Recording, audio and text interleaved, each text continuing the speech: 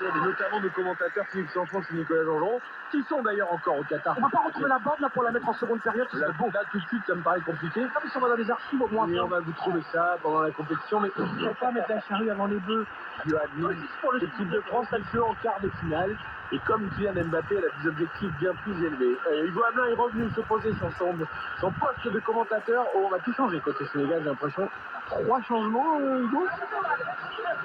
Triple changement, 2 Marseillais notamment qui vont entrer sur la pelouse. Oh, bah, ça va changer après. Demba Dieng.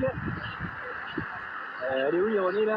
Ils ont fait quoi les monégasques en fait depuis le début du match? Ok. Ah bah Crépin Diatta, vous pouvez pas dire qu'on le porte dans notre cœur non plus. Hein. Donc Gay, Il n'a pas fait ça également qui entre. pas fait Pas ça.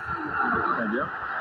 Pour les 3 changements sénégalais, il va falloir un miracle avec Xavier pour les Sénégalais. Ah bah là oui, il n'y a pas de choix. Après les changements sont intéressants. Avec Bamba Dieng, je pense qu'il peut apporter quelque chose offensivement à cette équipe. Pape Matar Sarr, on connaît son talent. Et il est parti très tôt du FC Metz, mais c'est un joueur de qualité. Voilà, il va falloir qu'il trouve la solution très vite dans cette deuxième mi-temps, parce que les Anglais, certes, ont été dominés dans les premiers instants, mais n'ont pas concédé non plus énormément d'occasions. Et la difficulté pour les Sénégalais, ça va être de garder l'équilibre, parce que là, ils vont vouloir se précipiter et en contre, les Anglais vont être terribles. Bruno, les Anglais qui, à part les 2 buts contre l'Iran, mais dans un festival 6-2, n'ont pas concédé de but depuis. Hein. Non, c'était la meilleure attaque, la co-meilleure attaque en phase de poule avec l'Espagne. Il y avait beaucoup de négativité de cette équipe. En fait, elle joue plutôt bien offensivement. Mais voilà, il y a eu quand même sur ce match-là, ils ont quand même tremblé. Hein. C'est quand même extrêmement cruel pour le Sénégal.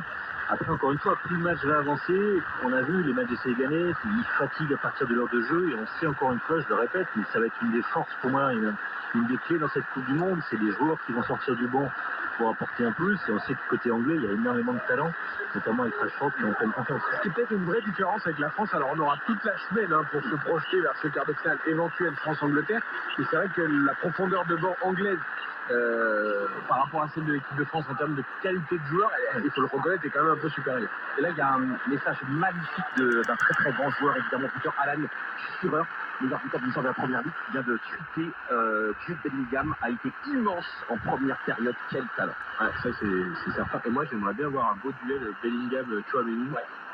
Pour le foot d'aujourd'hui déjà, mais sans doute aussi de demain, ça va être quelque chose éventuel, parce que ces deux-là sont quand même très très très forts. Hugo, les Sénégalais sont dos au mur, il faut réagir, mais ça va être compliqué.